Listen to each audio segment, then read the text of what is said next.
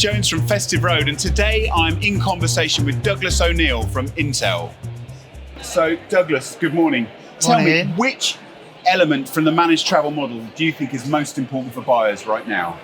So looking at the managed travel program, firstly I started to consider what is a managed travel program, and really what I decided was it was about enabling travellers to travel at their best, throughout the whole, whether it's for them, whether it's the organisation, but latterly now for the environment as well, sustainability. So looking at these, I decided that looking at this idea of the environment sustainable, but also the wellness aspect of it is really important, and maybe something that's overlooked a little bit too much with regards to the travellers, the company's requirements around wellness, but also the agency's requirements around providing wellness for travellers. And why do you think that's so important at the moment, and why has that come to the fore right now? Really, I think there's a whole aspect of sustainability about how people are travelling, but I think this is breeding a new kind of consciousness about this kind of cost balance between the cost of people travelling, but also providing them with a sustainable environment, but also wellness, because adding wellness into it adds a different perspective. And looking at this more fully, I kind of feel that there's three aspects to it. You have like the traveller's requirement to provide wellness. So if you like a traveller's self-administered wellness, you then have the corporate's responsibility, which is around the corporate's administered wellness, and then the agency providing the agency administered wellness as well. So, looking at the travellers' wellness aspects, I think they have an obligation on themselves to make sure that when they're away, they're travelling, they're taking some exercise, they're enjoying the right environment, they're going for walks, they're eating the right nutrition, they're not drinking too much alcohol, they're drinking enough fluids to keep hydrated. And people often, when they go away, they kind of let their hair down and do all that kind of stuff, which is fine. But when you look at the corporate's responsibility for wellness, they need to then be providing they need to be providing travellers with the right access to information, like where can they get walking, exercises, can they hire bikes in the locations, is the mode of transport or the accommodation right to provide wellness, do they have policies to provide training kit for people when they're away if they want to go running, and then if you look at the agency with their requirements to providing wellness, that can be simply from retrospective data saying, this traveller here has travelled 15 times long haul in the last 6 months, that's a lot.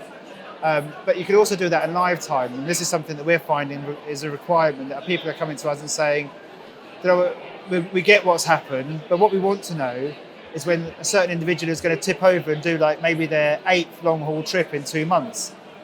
So they might still need to do it, but they might then decide to give them, an upgraded package, maybe an upgraded flight or an upgraded hotel room, just so that when they're away, they're actually feeling better about what they're doing. And do you think organisations are just talking the talk, or are they actually walking the walk on this wellness piece? I think there's a lot of talking the talk at the moment. I still think a lot of organisations are saying, we need to look after our people, but there's very few organisations that are actually doing something about it. And this is where I talk about this kind of traveller self-administered wellness. It's very hard, I think, when you're away to actually do that for yourself. You eat the food that you got in the venue, you go out to the parties you're invited to, your time commitments are limited, so you don't have time for the gym or running or walking or those things.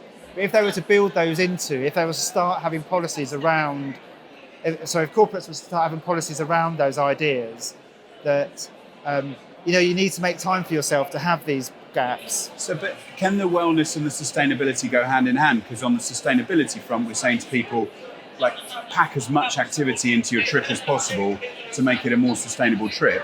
But on the wellness, you're saying take time out from your trip to look after yourself. So are the two diametrically opposed to one another, or can they work hand in hand? I don't think there's a space where they have to, they can work opposed to each other. They've got to work together. Because whilst, like, so on the one hand, we're saying to people, travel once, but do 4 times the amount you would normally do, that is counterproductive to, having a wellness. But you can do it in different ways. You can have, better hotel facilities, for example. So I think that's where the balance comes in, that you can say, well, actually, is wellness going to cost you a bit more? Probably. But are you going to get better performance out of it? If you think of an environment where you've maybe been at a conference and it's been really back-to-back schedule. You've been eating maybe the wrong things, you've been drinking the wrong things, you're not getting enough exercise, your performance is going to go down. So if you're having those back-to-back 4 meetings, the third and fourth meeting might be pointless because your performance is so low.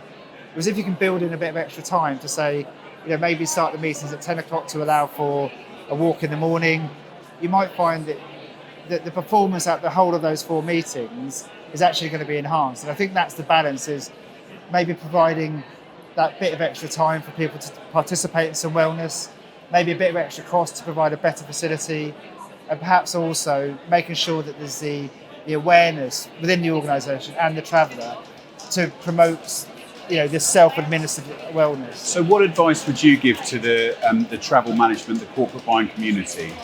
So I think really it's about starting to live and breathe this concept of wellness within travel. I think all too often it's been go here, do that, road warriors are kings. I think now you need to start looking at, or corporate buyers need to start looking at it slightly differently and say, but actually, what are we going to get more out of it? We could get peak performance out of it for the duration of the time they're away, which is the key reason why they're travelling. Don't forget that whilst they're away for a purpose, and that's to do deals, to attend meetings. So if they're sluggish, they're not going to have peak performance. Also, it could lead on to a lot of ancillary aspects like, recruitment, for example. If people are seen to be saying, well, actually, this company is looking after me, they could be saying, well, actually, I want to work for that company because, I like my fitness, I like going out running, I like doing walking tours. And if the company is promoting all that, it could be another recruitment drive. But also the longevity of staff. You hear about, road warrior burnout as well. So if they can mitigate that by, making sure that the individuals are looked after, they'll stay longer within the organisation, they'll engage more, their performance will be better.